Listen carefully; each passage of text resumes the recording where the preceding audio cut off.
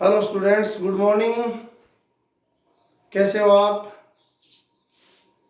तो अपना जो पिछला टॉपिक था भारतीय राष्ट्रपति की शक्तियां, तो कार्यपालिका में अपना बचा हुआ जो भाग है वो अब महत्वपूर्ण रूप से प्रधानमंत्री है। प्रधानमंत्री जो संस्थात्मक शासन प्रणाली में प्रधानमंत्री है वो शासन की वास्तविक शक्तियों का उपभोग करता है। तो इस संदर्भ में हम भारतीय संविधान के अनुच्छेद 76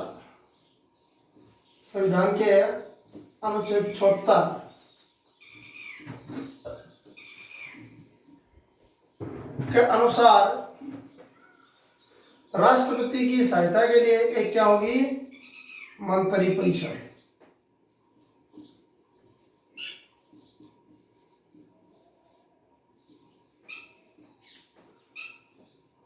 संविधान के अनुच्छेद 76 के अनुसार राष्ट्रपति के कार्य में सहायता के लिए एक मंत्री परिषद होगी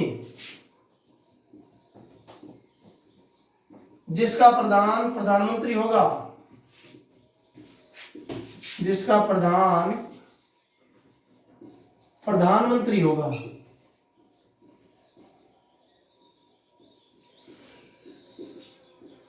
तो भारतीय संविधान के अनुच्छेद 76 में प्रधानमंत्री के पद का उल्लेख किया गया है। अब यहां पर आता है प्रधानमंत्री की नियुक्ति।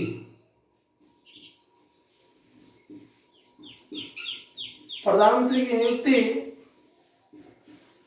यहां पर भी संविधान का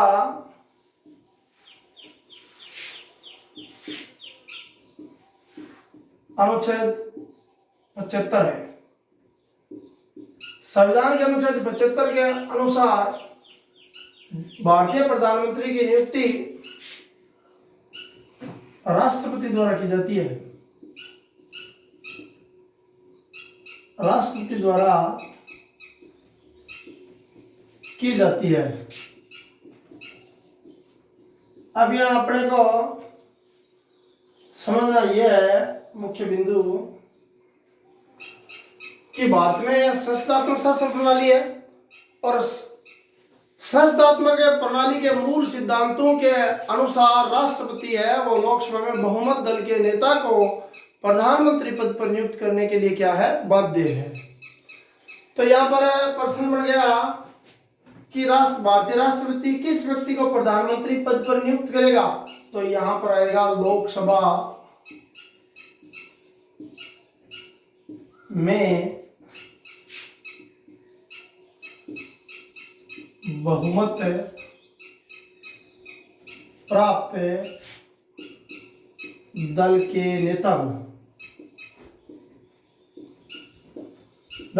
को राष्ट्रपति प्रधानमंत्री पद पर नियुक्त करता है। अब बहुमत प्राप्त दल के नेता का क्या अर्थ है? जैसे लोकसभा की सदस्य संख्या होगी 543 मान लेते हैं, ये निर्वाचित है, इसमें 2 का भाग दे दो और प्लस 1 कर दो, तो लगभग 273 सदस्य हो गए।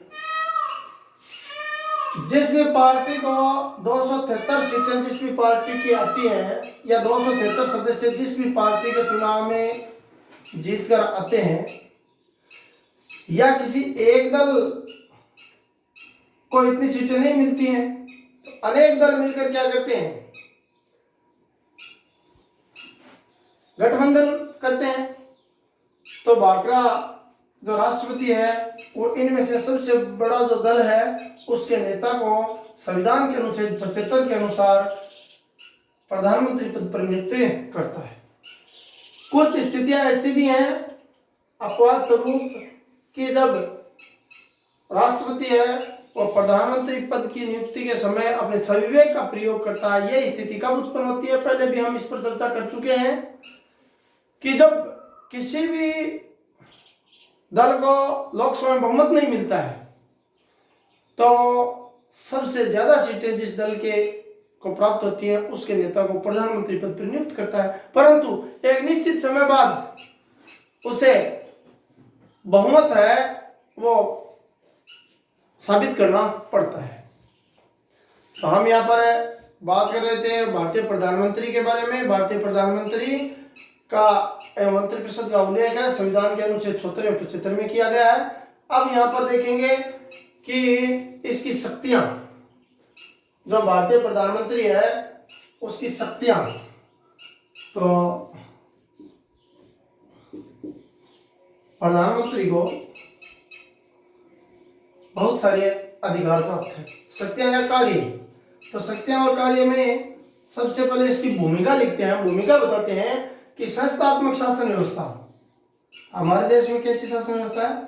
संस्थात्मक।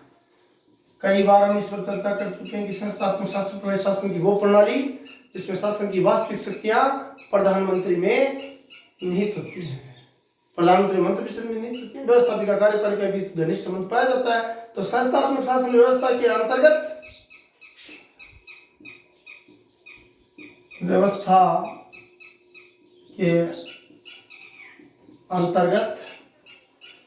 संस्थात्मक शासन व्यवस्था के अंतर्गत प्रधानमंत्री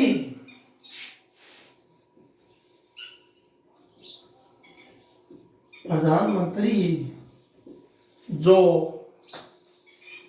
संविधान रूपी जो भवन है, तो प्रधानमंत्री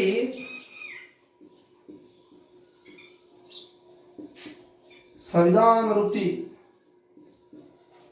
भवन के वृत्तखंड की मुख्य शिला है, की मुख्य शिला। तो प्रधानमंत्री के बारे में अनेकों उक्तियां प्रचलित हैं कि प्रधानमंत्री संस्थात्मक शासन प्रणाली में प्रधानमंत्री शासन की धुरी है जिस पर संपूर्ण जो शासन व्यवस्था है वो घूमती रहती है। तो शक्तियों में नंबर 1 शक्ति जिसका हम उल्लेख करना चाहेंगे कि भारतीय प्रधानमंत्री को जो भी शक्तियां प्राप्त है उसमें पहली शक्ति है वो क्या करता है? मंत्रिपरिषद का निर्माण करता है। मंत्रिपरिषद का वो निर्माता है, का निर्माण करता है।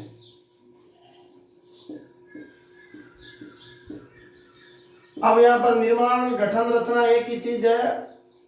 वैसे हम बड़े स्तर पर जब पढ़ेंगे प्रधानमंत्री की शक्तियां, ये तो स्तर हमारा 12वीं तक लेवल का ही है। 10वीं 12वीं के लेवल में ये पॉइंट्स चलते हैं। अगर पॉइंट कॉलेज स्तर का हो तो यहाँ पर लिखते हैं कि वह मंत्रिपरिषद का निर्माता, संचालन करता है, संहार करता है। यानी वो ब्रह्मा विष्णु महेश तीनों की अवस्था 47 प्रकार देवताओं में ब्रह्मा ने सृष्टि की रचना की, तो प्रधानमंत्री ने मंत्रिपरिषद का निर्माण किया। विष्णु संचालन करता है, तो वो मंत्रिपरिषद का संचालन करता है, उसकी देखरेख में मंत्रिपरिषद कार्य करती है। और संहार करने का मतलब जब चाहे किसी भी मंत्री को बर्खास्त कर सकता है। तो यहाँ पर हमारा बिंदु होगा मंत्रिपरिषद का निर्माण करता है। तो प्रधानमंत्री के द्वारा जो मंत्रिपरिषद का निर्माण किया जाता है उसमें क्या करता है? अपना सबसे पहले वो पद ग्रहण करता है। सबसे पहले राष्ट्रपति किसकी नियुक्ति करेगा? प्रधानमंत्री की नियुक्ति करेगा। और पद ग्रहण करने के बाद प्रधानमंत्री का सर्वप्रथम कार्य मंत्रिपरिषद का निर्माण करना होता है। प्रधानमंत्री ये निर्णय करेगा कि वैधानिक सीमा के अंतर्गत रहते हुए मंत्रिपरिषद में कितने मंत्री और कौन कौन से मंत्री बनाने हैं, किसको कौन सा मंत्री बनाना है। ये वैधानिक सीमा तो आपको मैं पहले बता चुका हूं कि संविधान का अनुच्छेद जो संविधान संशोधन 91 हुआ है उसके अनुसार लोकसभा की कुल सदस्य संख्या के 15% से अधिक मंत्री नहीं हो सकते। परंतु यहां पर है प्रधानमंत्री की नियुक्ति के बाद वो ही निर्धारित करेगा कि कौन मंत्री बनेगा और मंत्री कितने होंगे। अब है नंबर 2 मंत्रियों में विभागों का बंटवारा। 2 नंबर शक्ति है मंत्रियों में विभागों का बंटवारा।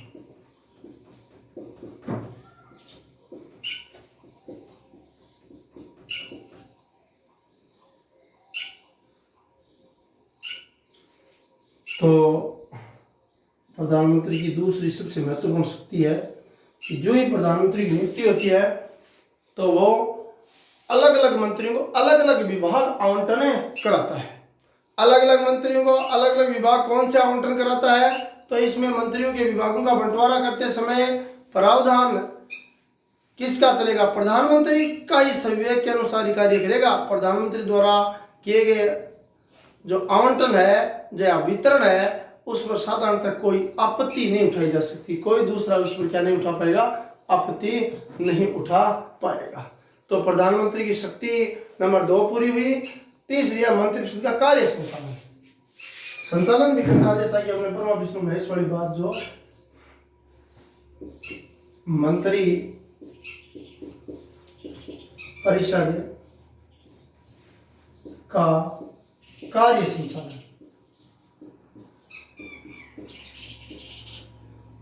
तो भारतीय प्रधानमंत्री या संस्थात्मक शासन प्रणाली में प्रधानमंत्री का जो उम्मीदवार है या जो प्रधानमंत्री का पदाधिकारी है वो मंत्रिपरिषद की बैठकों की क्या करता है? अध्यक्षता करता है। संचालन करने का मतलब है मंत्री परिषद की बैठकों का कार्य का संचालन करता है। प्रधानमंत्री मंत्रिपरिषद की बैठकों में सभापति बनता है।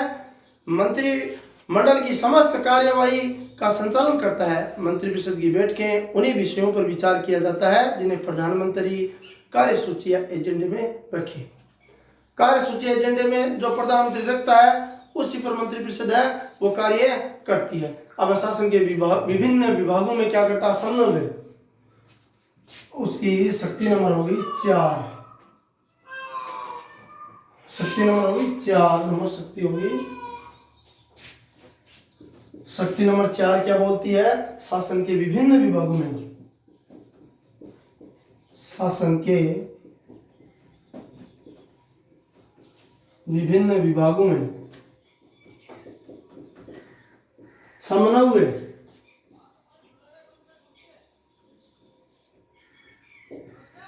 स्थापित करता है। विभिन्न जो विभाग हैं उनमें समन्वय स्थापित करने का कार्य है वो प्रधानमंत्री करता है। प्रधानमंत्री शासन के समस्त विभागों में समन्वय किस प्रकार स्थापित करता है कि प्रत्येक विभाग है वो अपनी कार्यवाही है वो बिना किसी विरोधाभास के करता रहे और पूरी मंत्रिपरिषद है वो एक इकाई के रूप में, एक टीम के रूप में कार्य कर सके। दो विभागों के बीच किसी भी प्रकार का विरोधाभास स्थिति उत्पन्न नहीं हो, इसलिए वो ऐसा करता है। अब है वो 5 नंबर में लोकसभा का नेता।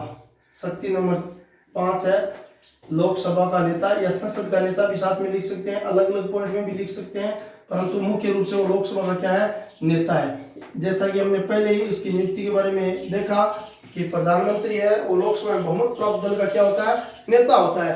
तो लोकसभा का नेता है प्रधानमंत्री, संसद का नेता यानी मुख्यतः लोकसभा का नेता होता है और कानून निर्माण के समस्त कार्य प्रधानमंत्री के नेतृत्व में ही किए जाते हैं। जैसे वार्षिक बजट सहित सभी प्रकार के विधेयक हैं वो उसके निर्देशानुसार ही तैयार होते हैं। तो ये हो गया प्रधानमंत्री की शक्ति नंबर 5 पूरी हुई। अब शक्ति नंबर 6 राष्ट्रपति। देश का जो राष्ट्रपति है और मंत्रिपरिषद